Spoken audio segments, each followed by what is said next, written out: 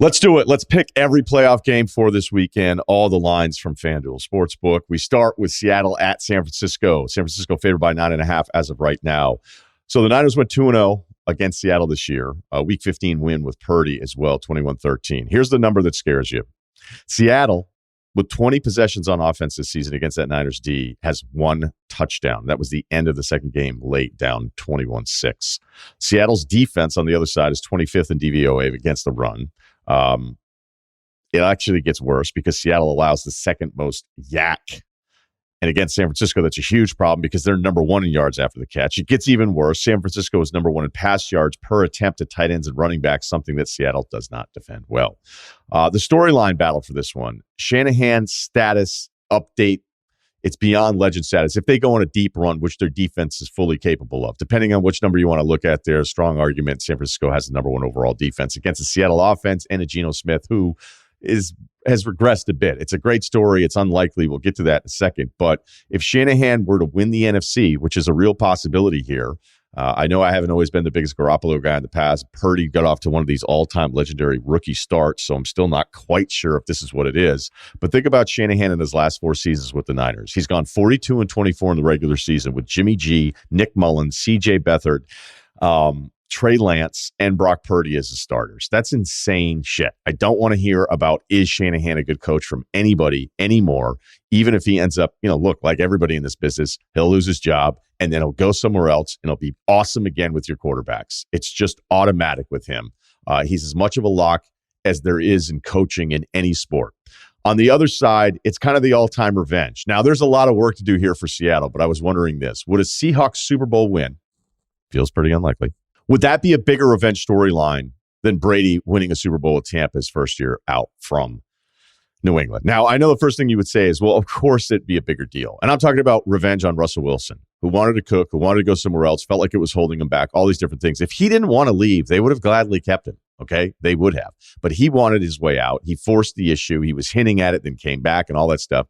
If they were to move on from him, get the draft picks, and win a Super Bowl with Geno Smith, I think because of the unlikeliness of it, because of who this team is, and again, I'm not even saying I'm not picking them this week, all right?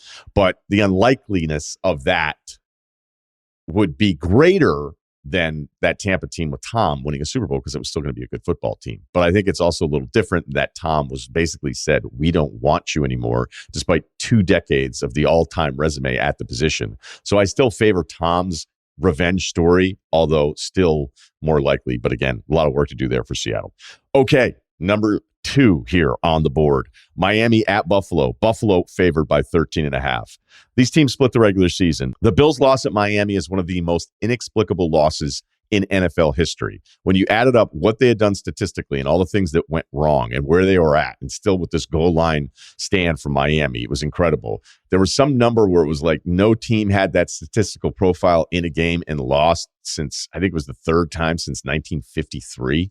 Then on the other side, where Buffalo beats Miami at their place, that was one of the, I like to do this every now and then throughout a season, see a team lose and like them even more. And that in that moment, I was like, you know what? I give Miami a lot of credit. We were all sitting around. It was a later game. We were expecting the Bills to just stomp them. And then everybody was going to dump on Miami on their podcasts and their TV shows on Monday. And I felt like Miami answered a lot of questions about them. The problem is Miami, without Tua, we don't even know what to do with this team. They averaged 25.5 points per game with Tua, 16.3 without him. Skylar Thompson's averaging 5 yards per attempt in his last 2 weeks against a Buffalo D that's number 5 in yards per attempt allowed. The Bills put up 446 yards and 29 first downs against the Dolphins back in week 15. So there's not a lot of statistical stuff here, especially with the Skylar Thompson part of this that makes any sense. As far as the storylines go, it's going to be the Bills, and if they face Kansas City again. It has nothing to do with this game, right? Well, I mean, if they were to lose this game, that would mean a lot.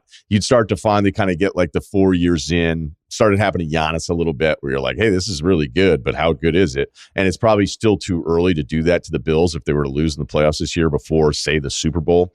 And again, losing to Kansas City would feel like, what's wrong? Is this something they can't do when they've now beaten them in the regular season? And again, Cincinnati could be the thing that's waiting for them as well.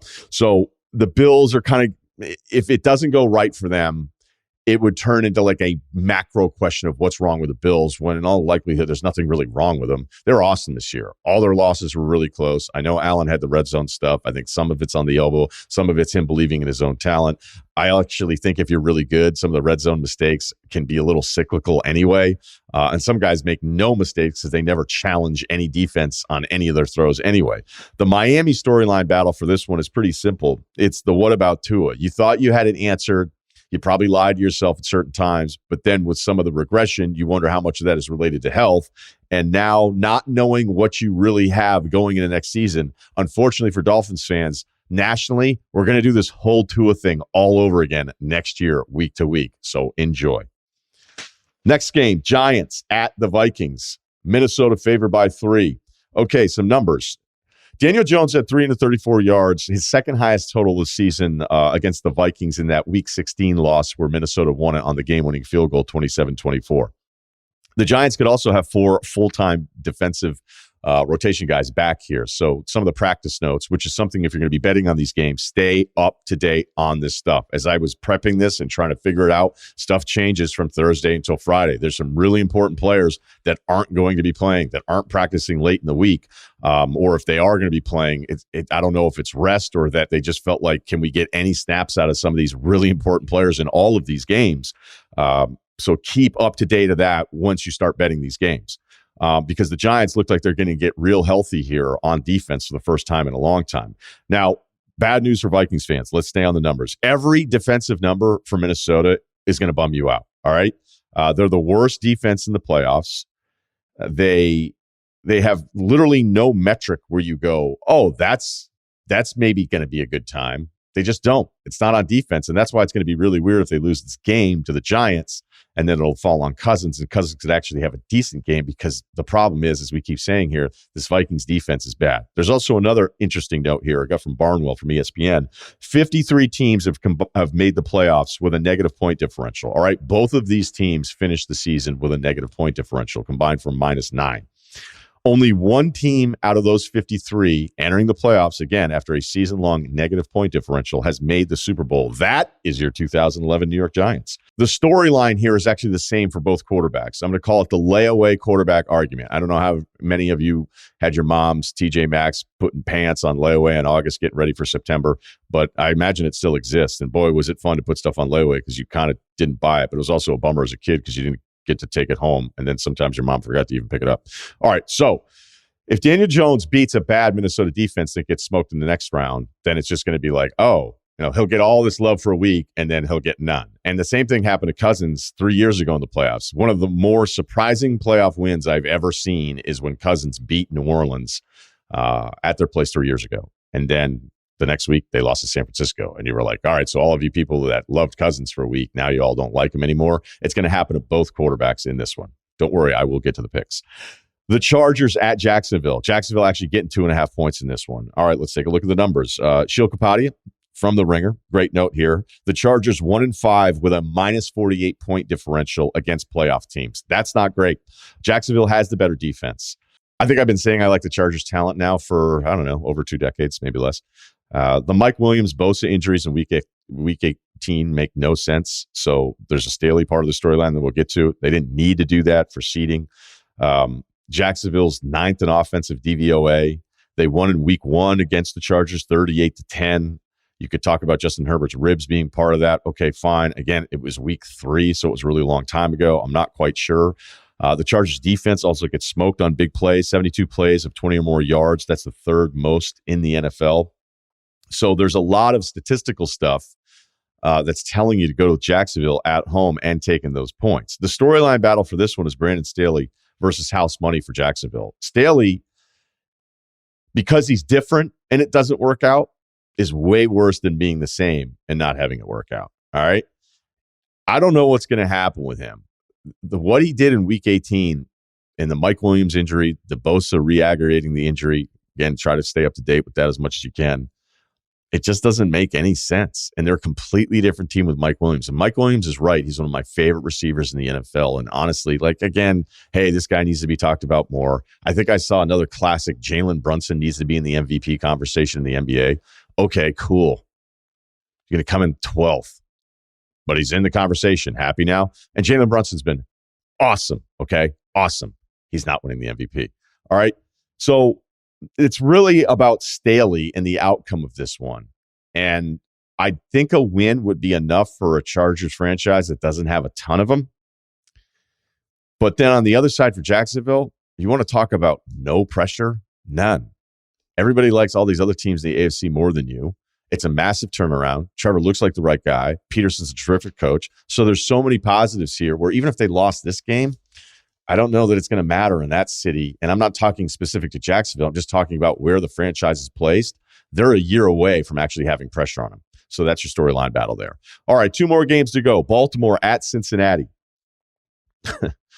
Cincinnati favored by 9.5. All right, Lamar got hurt in Denver. That was back week 13, December 4th. Baltimore won that game 10-9. They went to 8-4, and they obviously have not been the same, missing one of the better quarterbacks in the NFL. Huntley comes in for the third series of that one. So it depends on how you want to look at the records. Are they 1-3 or 2-3 with Huntley as the guy? All right, we could say 2-3. Not a big deal. But the offense has averaged only 12.5 points per game without Lamar. And again, Huntley didn't even play the last week.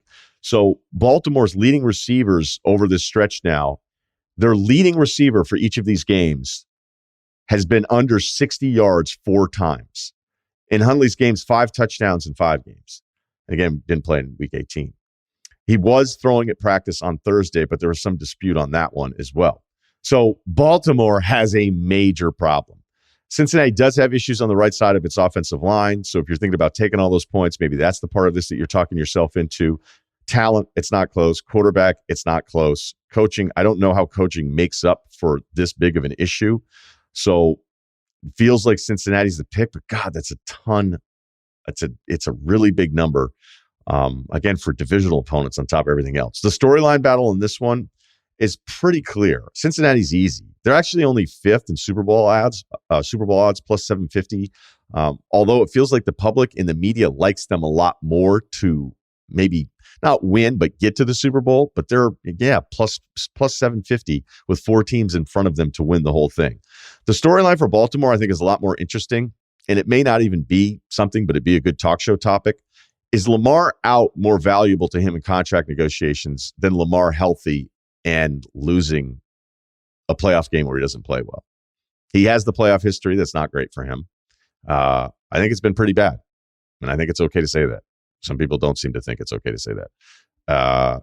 I would tell you that, look, the reason Lamar hasn't got a deal is because he's asking for a massive, massive number, and he's going to wait it out and bet on himself. And then he got hurt. I just wonder, again, out loud, if he were to have a bad playoff game, which is now not possible because he's not playing, would that be worse for his negotiating than just being hurt and being out? He's still going to get paid. It's all a matter of the guaranteed money and how it compares to the more recent absurd guaranteed money. Again, warranted, but let's face it, the guys that got the guaranteed money, none of us have necessarily been happy about that. Okay, final game here. Dallas at Tampa. Tampa getting 2.5 at home. Brady threw it 733 times this season at 45 years old, the most passing attempts of all time in a single season in the history of this game. Tampa's 26th in points per drive, though.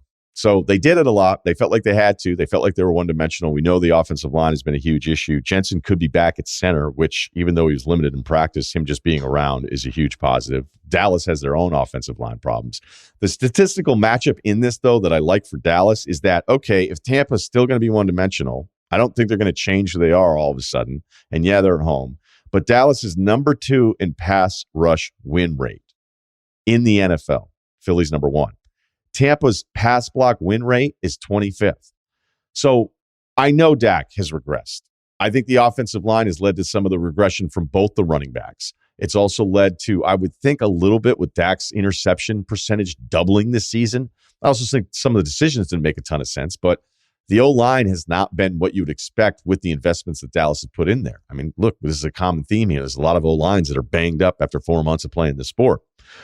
But if you're looking at one thing here that I don't see mentioned much is if Tampa's going to drop back and pass it 45 times in this game, and now maybe they don't have to because they like their defense better, but again, I don't know why they're going to change their offensive profile all of a sudden. Can they hold up when they have not held up? Wirfs missed 4 or 5 weeks there, And yeah, he's back, but some of these pass block win rate numbers are with him in the games for a majority of the season anyway. So if you don't pass block well and they rush the passer better than anyone who's not Philadelphia, why is that all going to work out in the playoffs? Okay, before we get to the picks, let's conclude with this. We told you about this stat last year about first-time quarterbacks against the spread against playoff quarterbacks, right? So last season, we had 5 quarterbacks making their playoff debut. Burrow and Carr went ahead of each other, so that didn't work out as far as this data. But Kyler, Mac Jones, and Jalen Hurts all started. They went 0-3, and they went 0-3 against the spread.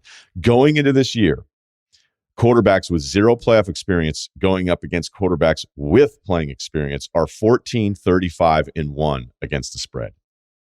An awful number. But here's the problem. We've got Herbert against Lawrence.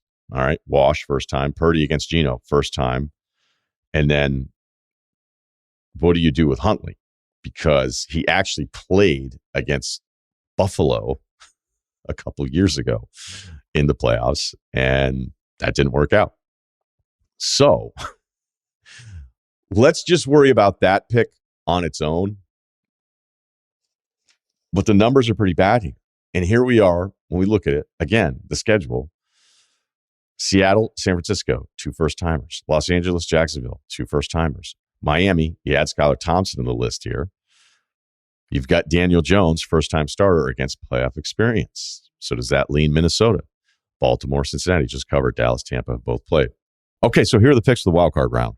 I'm not going to take Seattle because Brock Purdy's first-time starter, and I'm not picking against Seattle because Geno's the first time. I'm picking because San Francisco's defense is incredible, and Shanahan could probably get to a Super Bowl with anybody. I don't know that I'd pick Purdy in a Super Bowl against whatever you'd have to face in the AFC. I'm not even sure I'm going to pick him against Philadelphia, but I wouldn't rule out anything with the Niners. So give me the Niners minus 9.5. LA at Jacksonville. I feel like I got to take Jacksonville in the 2.5 here, although I feel like, I don't know, the Chargers are just 2 in my head. Might want to ignore that one altogether. Give me Jacksonville minus 2.5. Okay, Miami, Buffalo. No one's going to do this. I looked at some of the public money stuff on this one. Again, public bets and public money can be 2 different things. I'll just take Miami plus 13.5 because it's a playoff game. The first-time quarterback theory comes into play here with Daniel Jones at Minnesota. So that means give me those nasty Vikings.